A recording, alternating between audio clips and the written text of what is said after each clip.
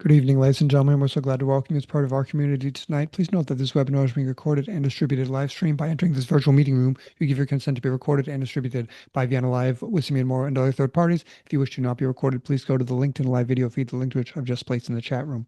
Tonight, our featured guest is composer Hayk Arsenyan, whose new Navona Records album, Stratum, which has just been awarded the silver medal by the Global Music Awards 2026, will be the subject of tonight's conversation.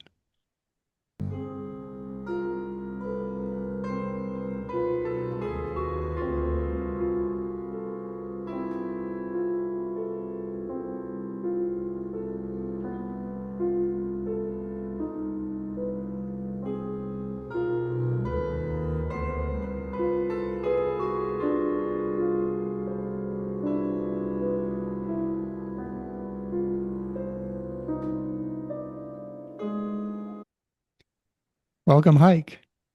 Hello. Thank you very much for hosting me. Very nice to be here. Nice to meet you all. Hayk, so tell us a little bit about where you come from, how your musical tastes were formed, and the moment you decided to become a professional composer. I was born in Armenia, went to the Tchaikovsky Music School in Yerevan, then as a violinist and composer, but also still taking piano lessons as a second instrument. Then I moved to Paris to study the conservatory and the École Normale de Musique de Paris at Cocteau as a pianist. And I became a member of the French Composers Union in Paris, then in 1993. Then I moved to Moscow to continue my studies at the Russian Knesset Music Academy. There again in piano and composition. Then I moved to the United States to do my doctoral studies at the University of Iowa as a pianist. So it was PhD in or DMA, Doctor of Musical Arts, and piano pedagogy and performance. And I did my doctoral thesis on the 18th century Spanish music, namely of Antonio Soler, and my dissertation later got published, translated into Spanish and published as a book by Bailo Editorial de Música in Barcelona.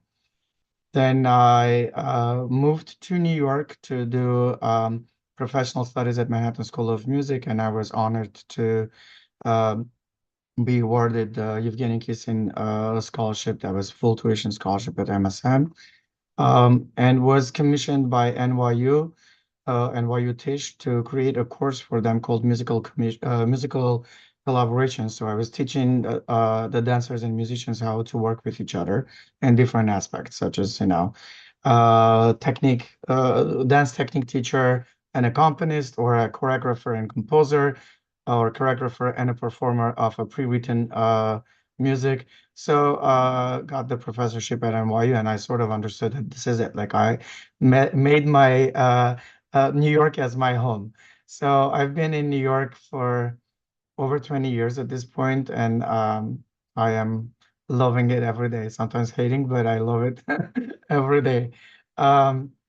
So yeah, and in 2012, I was also invited by the Armenian General Benevolent Union, the biggest and oldest Armenian organization in the world, to start their performing arts department, which now, in fact, I'm here at the office of AGBU Arts, and I oversee various festivals, exhibitions, competitions, and anything that has to do with the arts and Armenian culture.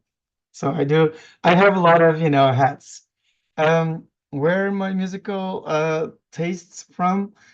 Honestly, I mean, very diverse. So from early music, medieval, Baroque, to to very contemporary, and from pop, electro house to Radiohead. So I feel like, there is no genre in a sense, that should define, music from being good or bad. It's just good music or music that does not touch my heart. So anything. And in terms of the third question, when did I de decide to become a professional composer? I don't know if a professional composer is a title or a decision or something like that. I've been composing since I remember myself, and it's sort of a natural feeling and a state of mind that is with me all the time. And um, my career is mostly uh, as a pianist, as a concert pianist, but I do compose. And as I said, I'm a member of the French Composers Union since 1993, and I also became a member of the Armenian Composers Union in 2016. So if that makes me professional enough, then I am. So, but I don't think it's a title that one should hold or not, you know. Okay, let's listen to our next track. This is another excerpt from Stratum.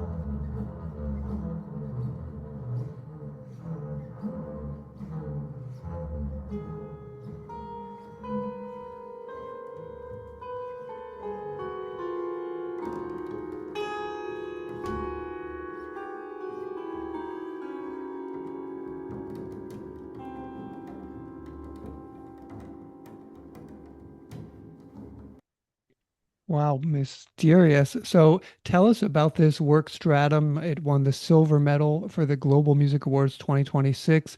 It's an unusual piece. It's about 16 minutes long for double bass and piano. Tell us about this work and the story of the work, why you think it won the silver medal. Thank you very much. I don't know why it won. I'm very, very honored. I would love to hear probably that comment from the selection committee of the Global Music Awards. But I'm very honored, to have received that award. The composition, I'll tell you the story. It is, commissioned by a very dear friend of mine. In fact, one of the first friends in America that I had. Um, And so Matt Hare, the bass player, my friend, whom I studied with at the University of Iowa, we did our doctorals there together, and he uh, graduated and moved to California. I graduated and moved to New York, and bicoastally we kept our friendship as long as it would have been possible. I got married, he got married, we got all kids, and with kids and um, the distance, it's difficult to keep in touch. And so at some point we didn't talk for some time. And there was a moment when my artistic management was in LA, and I would commute to California a lot for concerts. And it happened so that one of the concerts was taking place literally 20 minutes away from Matt's place, and he was watching it live as it was broadcast live on TV.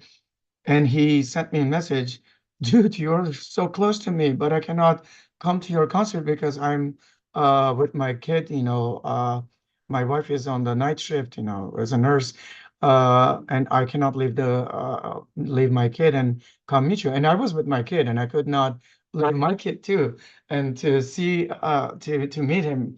So, but the connection, but we got reconnected through that concert, and he sent me a text saying, I didn't know you were a composer because, as I said, my career was mostly as a pianist, and I happened to be performing one of my compositions at that concert that he heard, and he's like, I want to commission your work. Would you agree to write something? And I said, sure. And as I was already on the plane, flying to the next destination, the flight attendant came and said, "You need to turn off the phone." And I was like, "Oh, but." And so in the entire time on my flight, I was thinking, "But why did I say yes? I don't have time right now, and I'm hardly ever in New York, hardly ever in front of my piano. I don't even know the instrument that well." I mean, yes, we did perform with uh, Matt before, but I haven't performed, with bass that much. So I was all in my thoughts and doubts. I shouldn't have said no, yes to this. Then when I arrived to Colombia and I turn on back my phone and I read the rest of the message, I understood why I said yes immediately. So he wrote that, his dad passed away. Well, in fact, both of the parents had passed away, and dad just passed away and left him with some money, and he wanted to immortalize, his honor. And he thought of, commissioning a piece that we dedicated to his late father. Um, just just a little before that, I had also lost my grandmother that I was very close with, and so I had these feelings, all burning in me, and it was naturally looking for an outlet. And there, Matt came, with this commission, and so I understood this was supposed to happen. So I wrote the piece quite quickly, and it got published almost immediately after that by Zimmerman Publications in California, and we premiered it at the International Bass Convention in Colorado. Then we toured it all around in the U.S. and Canada, um, and recorded in Boston by another friend of mine, Lauren Stata, in fact, our friend with Matt, and we all started in Iowa. So, and he was, working for NEC at that point in Boston. So, we recorded it, and just recently, it was released by Navona, was selected for this Global Music Awards competition and won the silver. So I feel like, Stratum kind of started another life, suddenly, and reconnected us again as friends. Um, Very interesting thing is with Stratum is that sometime after it was composed, Matt connected with me again and saying, "Hey, I really want to orchestrate this work. What do you feel about it?" I said, "Sure, go ahead," because I have heard some of his orchestrations and I really loved it. Of other works. And so when he was orchestrating it, by the time he finished his orchestration, my father passed away, and he dedicated the orchestral version to my father. So in a way, um, this really is a stratum of many, many things. So not only literally, it's a stratum, it's a layering of many voices, many lines, many rhythms, many different timbres in the piece musically, a stratum, but also emotionally, and stratum of facts, you know, and stratum of this feeling of fatherhood. You know, we were friends, we became fathers, our fathers became friends through this piece. Our kids are friends, although by coastally again, you know, so um, it just shows how a beautiful spiral um, life, a beautiful stratum of itself is, you know. And I feel like that's what I feel about this piece. Okay, let's have a listen to another excerpt.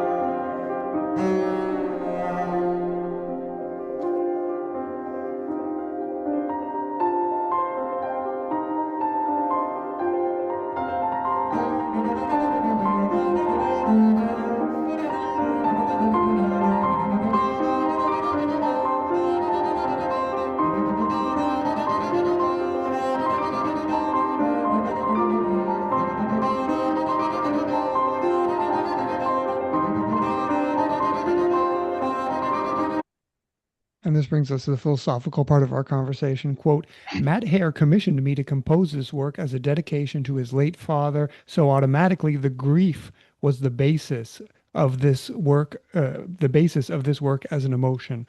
That year, I had also lost my grandmother and was going through difficult times in my personal life, not to mention the very tense and horrific political situation that my Armenia was in. Thus, the feelings of loss, sorrow, anger, desperation, and frustration were already boiling in my soul. However, these feelings are also often accompanied by the feelings of love, hope, yearning, belonging, tenderness, and the inner feeling of the beauty that prevails or mixes with the conflicting feelings, creating a continuous stratum of layers. End quote.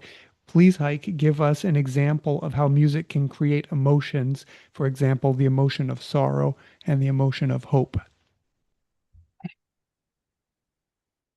So in a sense, I feel like music is the soundtrack of our life, right? I mean, at least I have music sounding in my head constantly, whether that's my own music um, or the music of somebody else. Um, and I feel like, it's also changing, constantly with your own mood, right? So if you're watching a movie, a film, and the music is not as good, it's just not going to affect, because it's sort of the music that almost amplifies the emotions that you feel. Um, I think in this piece, I hope, that this piece uh, kind of guides you through those emotions that I was feeling, and like the very even this excerpt that we just heard. I mean, it moves from one emotion to another, and sometimes several emotions at the same time. No, I mean, you have that hope, and you have the dance there, the dance of a hope, but you also have the sorrow. And like in the next episode, um, the excerpt that I chose, Matt and I, um, we named it, like, we had this names, like a little nicknames, code names for each section when we were rehearsing or recording. And so that portion was called the dance. We called it the dance. Um, but then the next episode, I we called it train, because I told him that somehow this moment, with the rhythm in the piano, that reminds me of both, the heartbeat rhythm, but also like the train. When you are inside the train and you hear, in the on the rails when it goes, because it kind of brings me back to this one moment when I was a, a teenager in Paris, living in Paris. And I remember I was going to school on the train, in the metro, and my face was, against that window, and I could only see the images going very, very quickly, and I felt like I was going through like my past and future and the presence all at the same time. Really, really very strange, melancholic kind of a feeling of going somewhere. But I mean, I knew that I was going to the school, but that moment of um, the feeling was just that speed, being both at the same time extremely fast but extremely slow, and I could only hear the train and my own heartbeat. Like really strange emotion. And when I was talking to the graphic designer of Navona's the label, to design the cover photo, I told him that, and I think he really kind of felt that feeling really right, and I really like this photo because it kind of pro- like projects that melancholic felt feeling that I had. Um, and yes, I do finish the composition with that train, um, because I feel like life does go on, just like I also included that quote from Byron, and thus the heart will break, yet brokenly live on.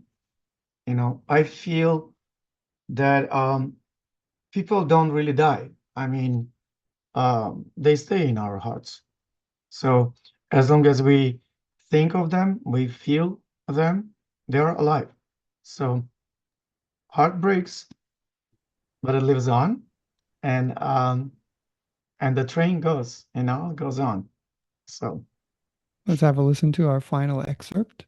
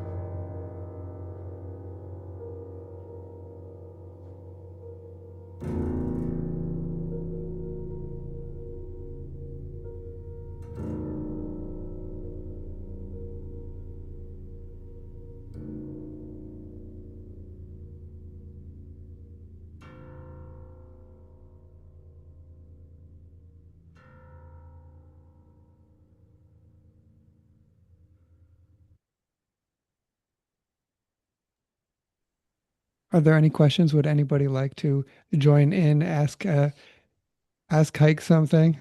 Oh, Dr. Davis would. Hi, Dr. Davis. There you go. Can you hear me now, Sim? Hi, I ask. It's wonderful music, thank right you from so the much. heart. Right from the heart. It's beautiful. Thank, Beautiful. You thank you know, so much. I have some good friends who used to live in Montreal, and now they live out in California, near San Francisco. Not Asadorian, Tishlangorian. They're from, he was a Armenian. violinist like I was at one time. Oh, great. And it really has a lot of feeling. Keep up the good work. Thank you. Thank you very, very much. Thanks a lot. Thanks for bringing him, Sim. Thank Thanks. you. Thanks, Dr. Davis. Thank you. And And final question. I have a question, Simeon. I wonder about the challenge of writing for the register of the bass. It seems it maybe a limitation and an opportunity at the same time. Absolutely right. I think it's really well put. Yeah, limitation and opportunity.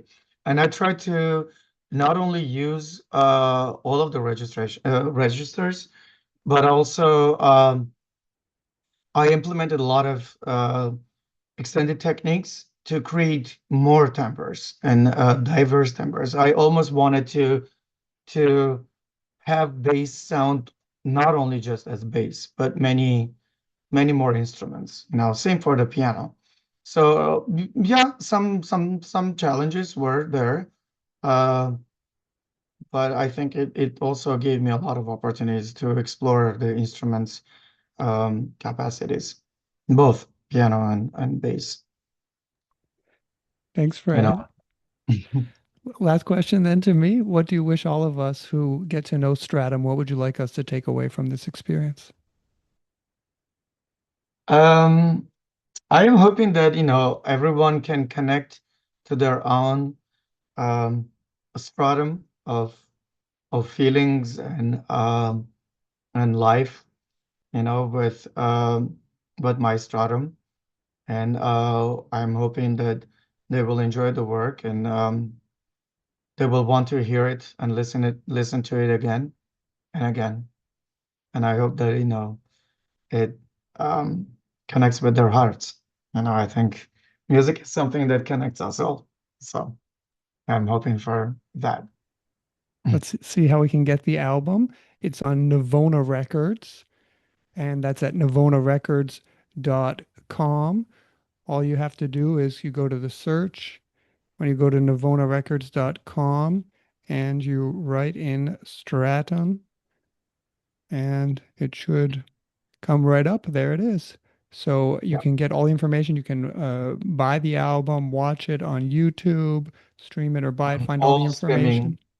yeah, on all major streaming platforms, you can get them from Spotify, YouTube, anything, Apple Music.